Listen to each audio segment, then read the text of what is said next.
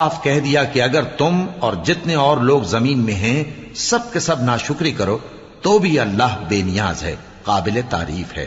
بھلا تم کو ان لوگوں کے حالات کی خبر نہیں پہنچی جو تم سے پہلے تھے، یعنی نوح اور عاد اور سمود کی قوم اور جو ان کے بعد تھے، جن کا علم اللہ کے سوا کسی کو نہیں۔ جب ان کے پاس ان کے پیغمبر نشانیاں لے کر آئے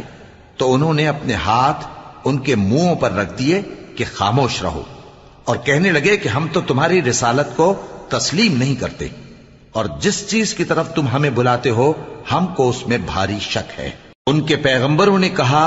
کیا تم کو اللہ کے بارے میں شک ہے جو آسمانوں اور زمین کا پیدا کرنے والا ہے؟ وہ تمہیں اس لیے بلاتا ہے کہ تمہارے گناہ بخشے اور ایک مدت مقرر تک تم کو مہلت دے۔ وہ بولے کہ تم تو ہمارے ہی جیسے آدمی ہو، تمہارا یہ منشا ہے کہ جن چیزوں کو ہمارے بڑے